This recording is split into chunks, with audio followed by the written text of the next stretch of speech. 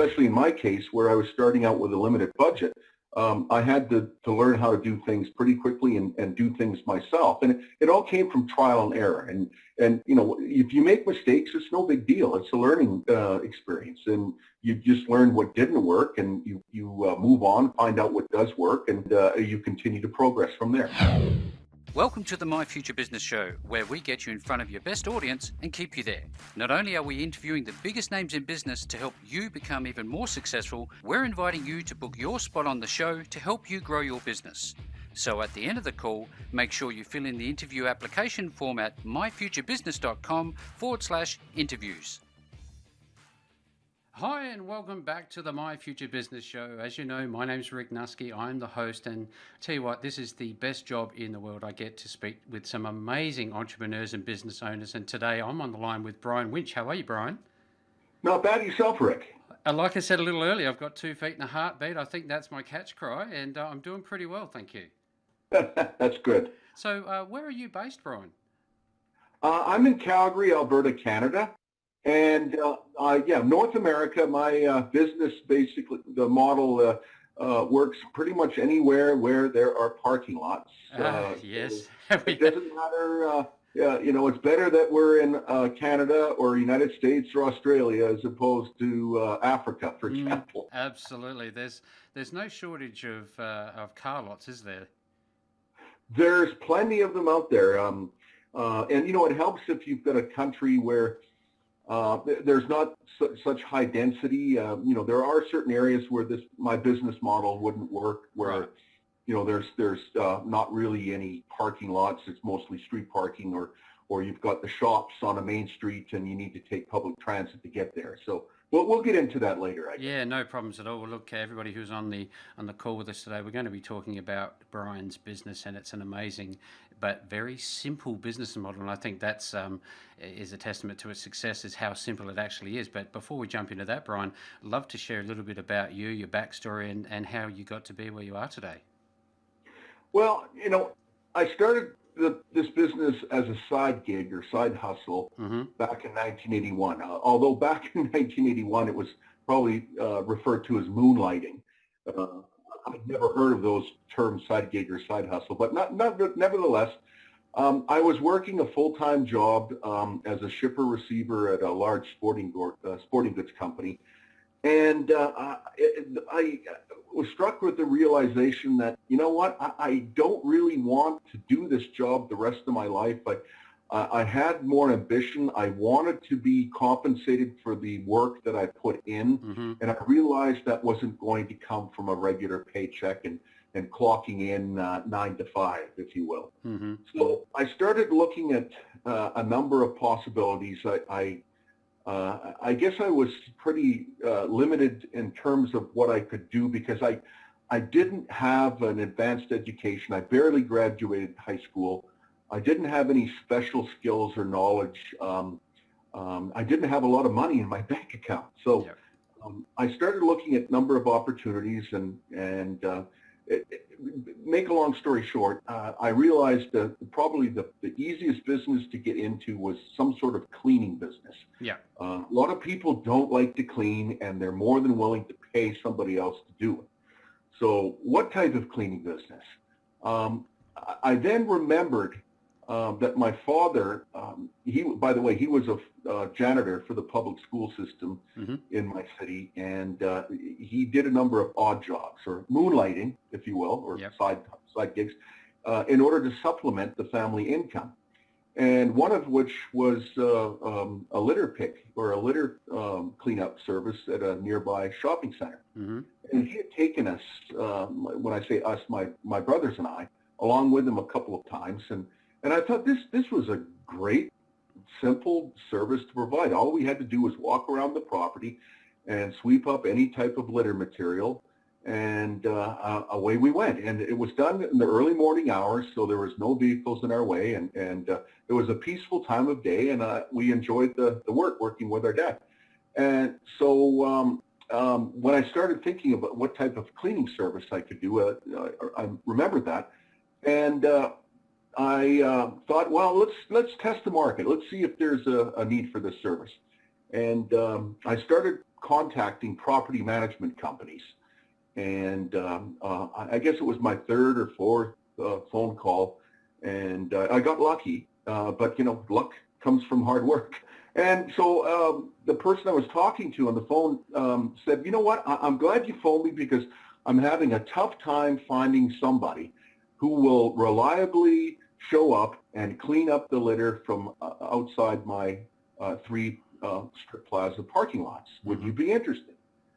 So that's what it all started from there. I put together some prices. I was successful in landing the contracts, and it all started from there. And over the next 3, 4, 5 months, I built the business to the point where I could leave my full-time job and devote my full-time efforts to marketing and doing my parking lot cleanup business. Thank you so much for sharing some insights and a little bit of the history there, Brian. As you know, the My Future Business audience is startup entrepreneurs. They are small to medium-sized business owners. Now, for those who are just starting out in business, what would be some of the first things you would say to them about mindset? You have to be willing to do the things that other people aren't or don't. If you're doing this business, the buck stops there. If you don't do the work, the work won't get done. So you have to, if you're not capable of doing certain tasks, you need to find out how to do them or delegate the work. And especially in my case, where I was starting out with a limited budget, I had to learn how to do things pretty quickly and do things myself. And it all came from trial and error. And if you make mistakes, it's no big deal. It's a learning experience. And you just learn what didn't work, and you move on, find out what does work, and you continue to progress from there. I'd love to talk about, that moment in time where you realize, hey, I'm onto something here. How did it feel for you? Oh, it felt great because I wanted to work for myself. I enjoy working outside, and it wasn't so much the type of service I was providing, cleaning up litter, that appealed to me. It was the fact that I could control my own hours, work my own hours, and work outdoors. And through trial and error, I discovered the right tools to use that made my service more efficient and more profitable. And it really is, the work really is almost as easy as going for a walk, but getting paid for it. And so, it just progressed from there. Did you find it difficult to scale up the business once you realized you were onto something good? No, actually, I took, the whole point of this was to be able to work for myself, a simple one-man operation. Nothing complicated. When I started this, I didn't have any thoughts of building it into an empire, if you will. I just wanted to do something myself and make a good living at it. But at some point, I did realize, hey, I'm onto something here, and I could continue to grow the business. And the way to do that was by bringing my brothers into the business, and eventually we started subcontracting a lot of the work out. There's a lot of people that are looking for a side gig, a side hustle, but they don't necessarily want to start their own business. Yeah. And we tapped into that sentiment and found that we could find a lot of people that would show up and do the work, and all they want to do is do the work. They don't want to manage customers, etc. But I decided, well, this is such a simple opportunity. I wish I had found something like this when I was looking at various opportunities when I started my business, and I realized, let's put something down on paper, and that's where the idea for my book all started. I came up with the first rough draft, and eventually got a ghostwriter to help me edit it and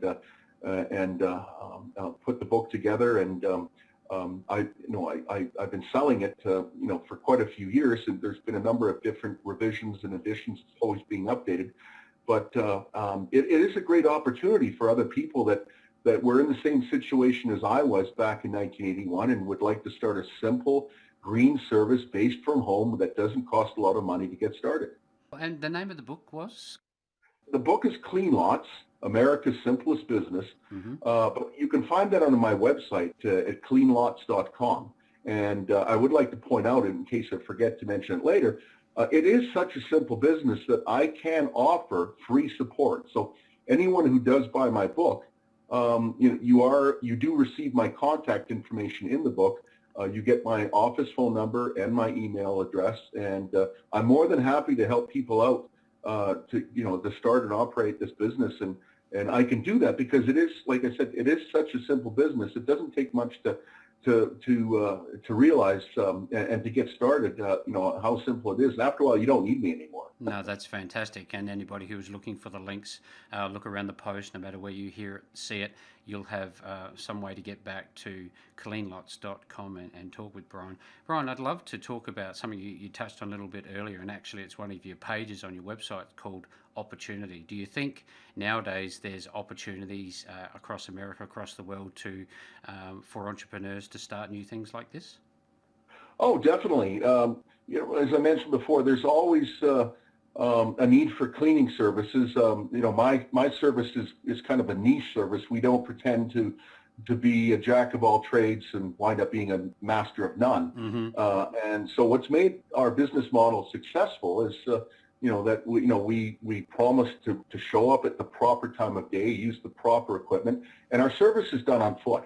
And just, in case people are wondering, well, how does Brian compete with power sweeping or vacuum truck services? Mm-hmm. Our service is different. We're not sweeping up gravel or dirt or that type of grit material, but rather we're providing a daily litter pick service where we maintain properties litter free. So, and the best way to do that is on foot, where we walk the sidewalks, the parking lot, the surrounding landscape, and we see everything after hours before the businesses are opened, and we simply just walk up to a piece of litter material, whether it be a can, cup, bottle, wrapper, a cigarette butt, and sweep it up into our tool, and in a matter of minutes we're finished servicing that lot and on to the next property we go.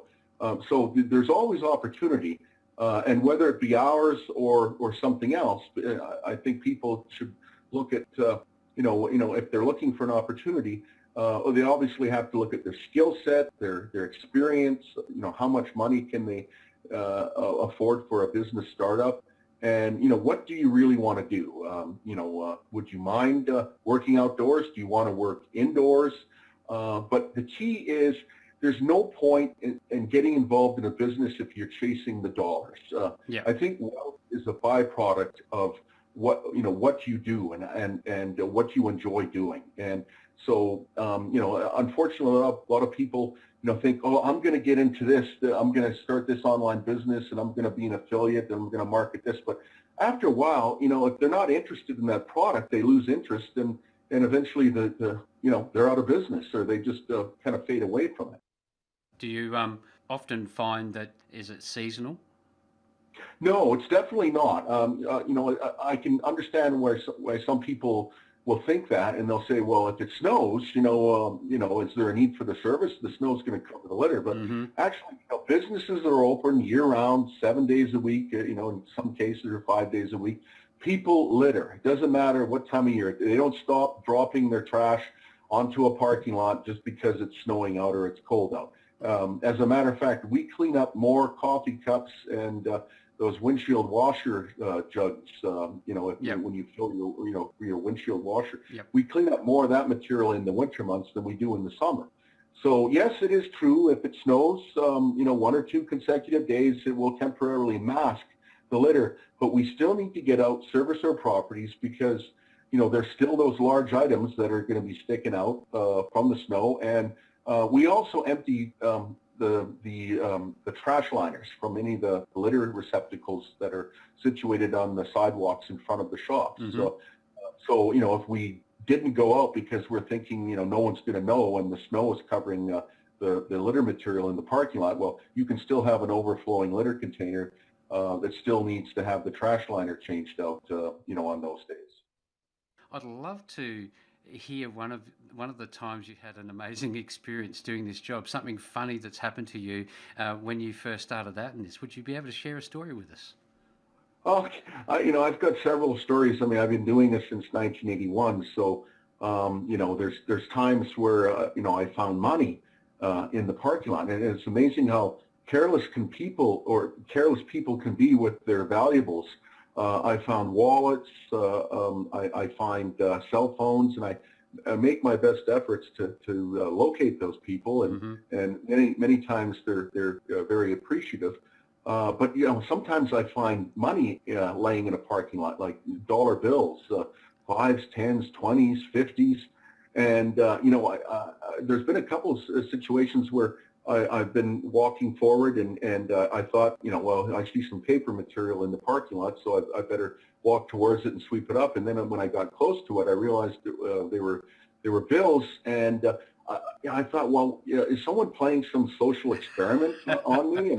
And they want to see what my reaction is. Because there was literally like, three $5 bills, a couple of tens, three or four 20s. And, the shops are closed. No, nobody is there. I'm the only one in that parking lot.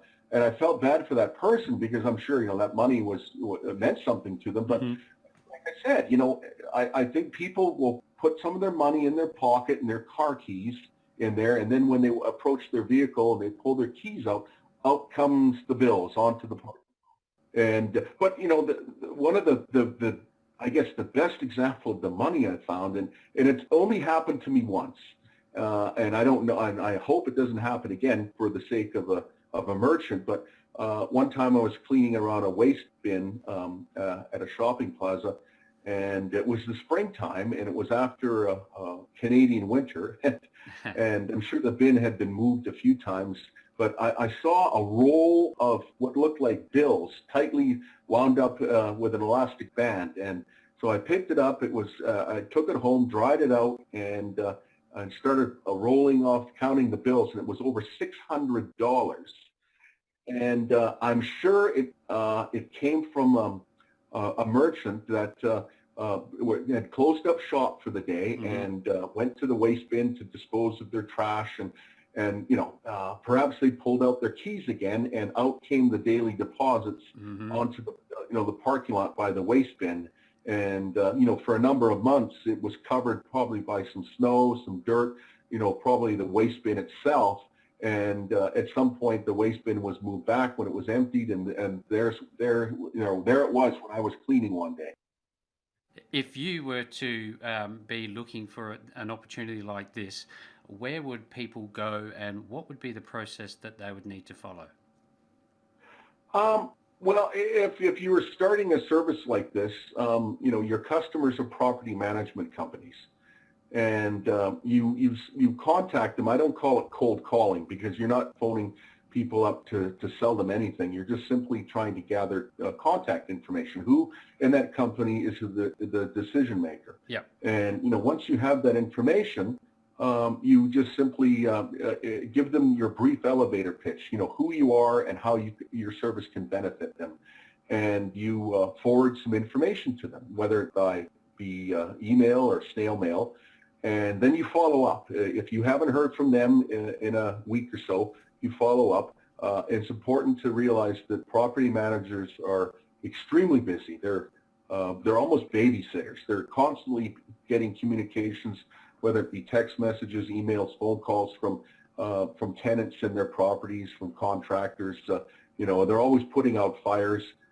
So you need to be a bit patient, but at some point they are interested in your service and how you can save them money, give them a cleaner property, and you move on from there. And you provide an estimate.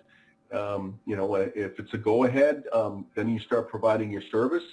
And the important key to my success has been providing customer service.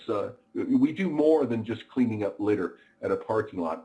When we're there, if we notice burnt out lights, someone's dumped off a mattress by the waste bin, there's graffiti on a wall, we pass that information on to our customers, and it helps cement and build that business relationship. So they're more likely to continue to want to do business with you. And if they're happy with your service at one property, most property management companies manage more than one. They could manage 6, 12, up to 20, 30 properties. and there could be more than one property manager in an office. So it's great to get that referral business, and you start getting emails or communications from your customers. We're happy with your service at this property. Can you take a look at another 2 or 3 properties for us? Yeah, and it builds from there. The longer you're in this business, and as long as you provide the service and the customer experience, the customer service, the business will continue to grow. Now, when people want to touch base with you directly, Brian, where would they go? The best way is just to go to my website at cleanlots.com, and there is a contact us page, and you could just fill out that, and if you have any questions, get a hold of me there. Or if you're interested in buying the book, on our homepage there is that buy button, and as I say, the book does come with my free support. That's fantastic. So for anybody who is on the call with us today, look around the post, look for those links. It's cleanlots.com. Brian, it's been a wonderful treat having you spend some time with me on the My Future Business show today. Well, it's been a pleasure, Rick. I really enjoyed it. Thanks for joining us today. If you enjoyed the call, then make sure to subscribe, leave a comment, share us with your friends, and book your spot on the show at myfuturebusiness.com/interviews. And if you're looking for solutions that will help grow your business, then visit myfuturebusiness.com/shop.